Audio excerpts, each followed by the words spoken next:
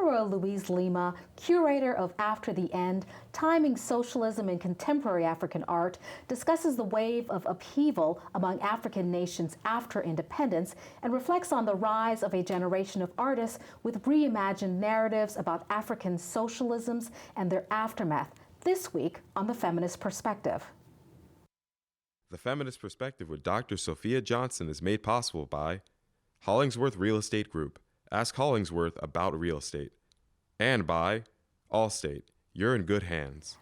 Art historian Álvaro Luís Lima opens the first exhibit in North America to explore the artistic responses to African socialisms and their aftermath at the Wallach Art Gallery in New York. The collection has been described as a window into the various constructions of revolutionary politics in Angola, Ethiopia, Guinea-Bissau, and Mozambique, where he spent 13 months examining the transition from Marxist-Leninist ideology to a multi-party democracy. The exhibit, After the End, Timing Socialism in Contemporary African Art, opens in June. And far from situating socialism within a fixed past, these artists dramatically reimagine the stories that have been told about socialist governments, while all at once critically examining gender, race, class, and other social orders in an impactful way. This collection is a visual record that communicates each country's fascinating artistic, political, and social history. Álvaro Luís Lima, welcome to The Feminist Perspective. Thank you for having me. Now, first of all, I'm really excited about this exceptional collection from across the African continent. The Wallach Art Gallery is known for critically acclaimed exhibitions by modern and contemporary artists, but these standout pieces bring together a host of the art world's most exciting figures to mark the opening of the gallery's summer season. This exhibit is breaking new ground, highlighting the spirit of innovation and really exploring the history and legacy of this captivating continent. Now, you grew up in Rio, right? You completed your doctoral work at Columbia University in art history and archaeology, during which time you spent 13 wonderful months in Mozambique working on this project. How did you decide which countries and artists to include in this exhibit? Mm-hmm. Well, it wasn't a very organic process. I was, as you said, at Columbia University doing my PhD particularly in Mozambique and the end of socialism in Mozambique. And so this exhibition came kind of like as an expansion of that research.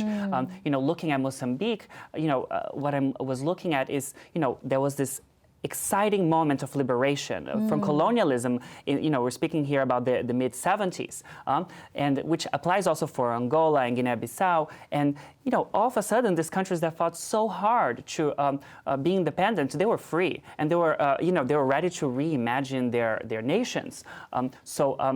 What would they do? And this is in the context of the Cold War, and these countries were a lot of the people that were working for the liberation. They were very radical, and they wanted to invent a completely different society, as far as possible from the oppressions of colonialism. Yeah.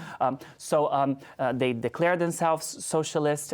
These various countries, and I was looking in my research of the end of this moment, by the end of the 80s, with the end of the Cold War, all of these people, the artists and cultural enthusiasts, they were so committed to socialism, and all of a sudden they're seeing it end. There's no way that they're going to make it in the way that they were. They were going to have to restructure their economy, their cultural policy, and arts have to change as well, and museums and institutions. And the artists are responding to that, and they're creating this, yet again, a different vision for the country in response to this moment. And so the exhibition comes even a little bit further than that. A generation that grew up with this end of socialism. And now they are producing, they went to study in many different countries around the world, and now they're coming back to their countries, or they're responding to that legacy. And they're curious, they have a lot of different experiences from it. They want to see what happened there, how to think about it. Yeah. This is something that has not been exposed so much. It's just slowly being researched, especially in the arts, and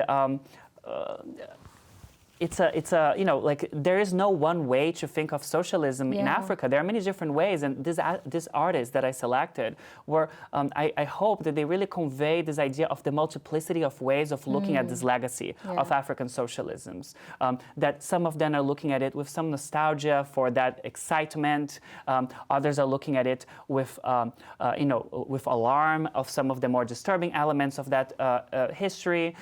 Others are like more investigating it as historians in some ways, like more as like kind of a scientific study. So there are many different ways, and others are even finding the socialist remnant, like residues of socialism in contemporary society. They're looking at contemporary society in their countries and they're thinking, well, there's still something here, So this is kind of how I selected this artist. It's really a wonderful opportunity to be able to exhibit this at the Wallach. These countries, Guinea-Bissau, Angola, Mozambique, and Ethiopia, they are countries that, unfortunately, artists from these countries have really not been exhibited very much in the U.S. at all. So it's a very unique opportunity to see what these artists are doing, this kind of contemporary language that they're using to respond to this, global history and African history. This is just fascinating.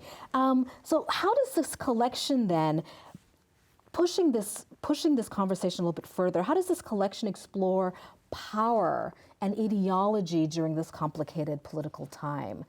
What are the artists, how do they view power and ideology? Is it one and the same? Are they looking at it differently? Are the textures so unique between and within the artists? Yeah, so, it really is different for each artist, and some artists each artist is responding to a different country, so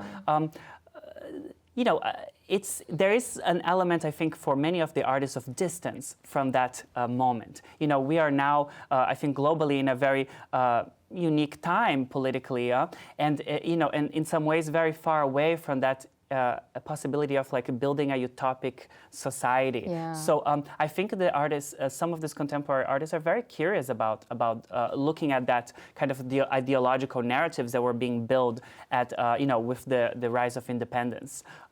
There are like this, for instance, there is one artist, a photographer, Felipe Branquinho from Mozambique, who is really looking at this idea of the worker. It's in some ways, and he photographs contemporary workers in their workspace, all kinds. A baker, a fisherwoman, all different people doing their regular job at their local, workspace.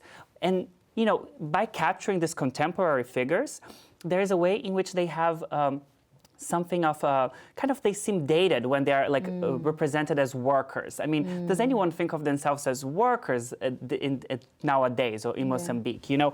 There's a way in which he's capturing something contemporary, but in the way that he does it, it makes us look back at the history of socialism in Mozambique, in which this idea of the worker was politically so central.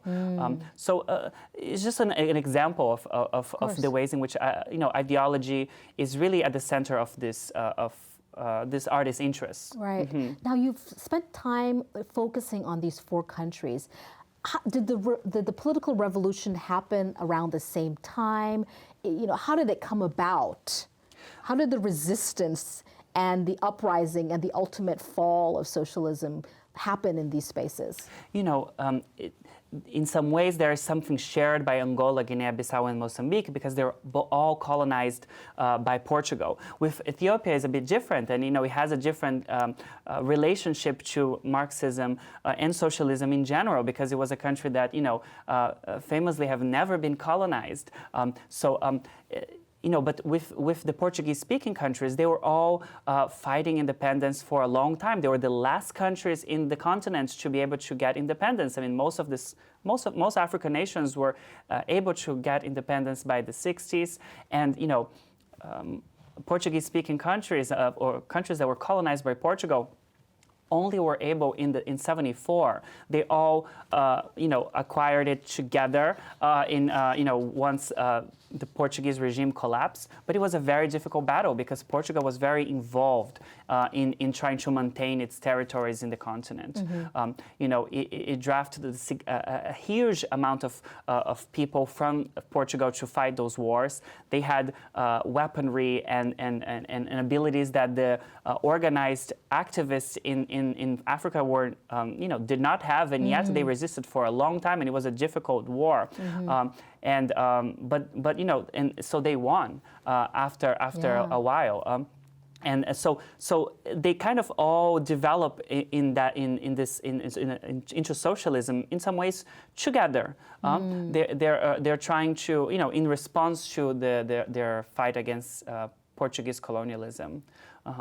Very nice. This is just compelling. This is just fascinating. I think I'm a historian at heart, so I really am taken by how your study of history is carried into the art world. I think that's a very engaging and very compelling way to think on the subject matter. Now, the exhibit is really a celebration of modern and contemporary art in Africa. Some of these celebrated artists include, as you mentioned, Julie Meritu, the Ethiopian-born American artist who weaves in themes of social justice in contemporary printmaking and photography, but it also includes Angela Ferreira, also from Mozambique, whose work is concerned with the ongoing impact of colonialism on contemporary society, and who has really paid tribute in a really big way to the late singer and activist Miriam Makeba, one of the most prominent figures in the struggle against apartheid in South Africa. It seems this exhibit presents a unique opportunity to reimagine national narratives. What has been the collective responses and legacy of African socialism today, as you see it during your time in Mozambique? What has been the legacy of this period? It's very difficult to answer that because it's in some ways I don't think has been discussed in fully to its full potential. In the case of Mozambique, for example, the party that was ruling during socialism continued after socialism. So there was a continuity in terms of who was in power, even though the ideologies have changed significantly and the economic situation had changed dramatically. So. Because of that, maybe there wasn't so much of an opportunity to really have, a kind of a collective conversation of like what really happened there at that moment. So. Fortunately, some of this younger generation of artists who are now producing works in the 2000s are curious about this. What is this silence? Why have we not looked at this, in the way that maybe, there's so much potential here. So these artists I really see as opening an opportunity to create this dialogue, collective dialogue, and engage the public in this past, in the socialist past that in some ways. It's fading away. Yeah. Now, you've spent a lot of time with this collection, and I've really gotten to know these artists. How would you say the art community grapples with race and class and gendered social orders in this collection? How is it presented during this period? When you look back, what do they say about class and race in this period? Well, in many of these countries, ending independence was an opportunity to also consider issues of class and race, right? And class very strongly as tying issues of race and gender. Artists, this is at the center of the show in some ways. That moment opened an opportunity for people to really think of a liberation, a racial liberation, a gender liberation. I mean, many women in these countries took on the liberation struggles and anti-colonial war with the promise of gender equality in their country. So socialism carried all these elements for them there. And, once socialism was over by the end of the Cold War, in the end of the 80s, many of the social orders change, and neoliberal ideas about gender returned in some ways or emerged, and it was a big loss for these ideas of of liberation, racial and gender liberation. So I think some of these artists are looking at that as well. Yeah, there seems to be a lot of nostalgia about this period. I'm curious about and how this conversation came about with the Wallach Gallery. How did you pitch it, and how was it? How did this relationship come about as an exhibit? I think the Wallach Gallery was very interested in it. I'm glad to say, because it is an opportunity to bring contemporary African artists that are really working on a very interesting international language that New York audiences have never seen, from countries that have not been very exhibited, and some of these artists not so exhibited in New York, unfortunately. So they were very interested to take a look at this combination of artists and also this theme, at a difficult political moment for all of us globally, to look at this, artists that are looking back at a moment of revolution. So I think Wallach Gallery was quite interested in that idea. Why do you suppose the art world has never done anything like this in North America? I think the interest in contemporary African art unfortunately has been quite recent. I would say since the 80s, which maybe some people may not think it's so recent, but even exhibitions and museums and institutions that have curated contemporary African shows, they tend to go to Anglophone, English-speaking countries, just because of the similarity in language, and sometimes the French-speaking countries. So.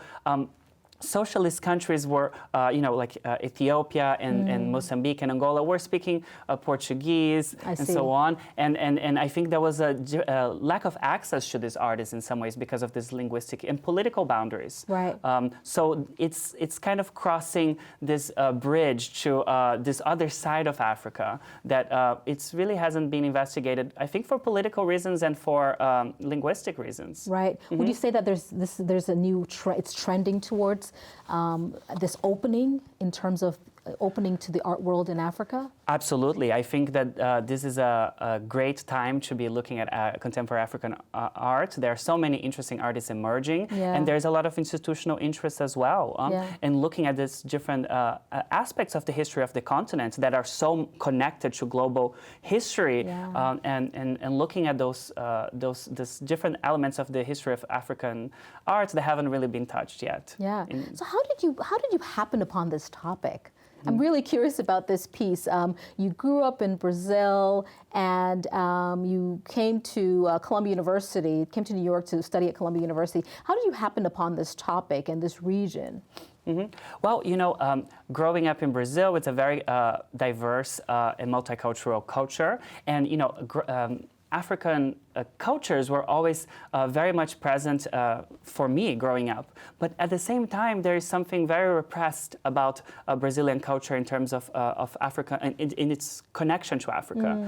And I think that made me curious to look into more about African history and African cultures. So when I went to study contemporary and modern and contemporary African art at Columbia, I think it was a very organic transition to go to Portuguese-speaking countries, which all of them in Africa have shared this socialist past. So that's kind of how I went to this topic. And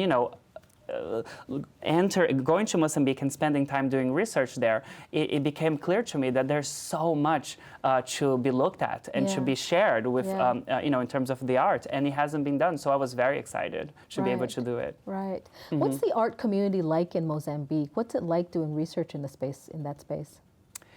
It's interesting. It's as you can imagine, very different from the New York art world.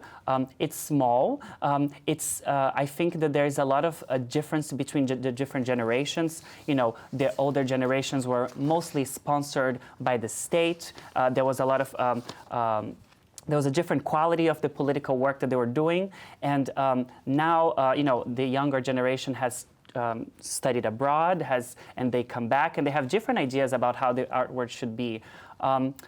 It was an interesting experience. It's in some ways small, and in other ways very complex and difficult to enter. Yeah, for sure. Now, beginning this fall, you'll be joining the faculty of the School of Art and Art History at the University of Florida. Congratulations.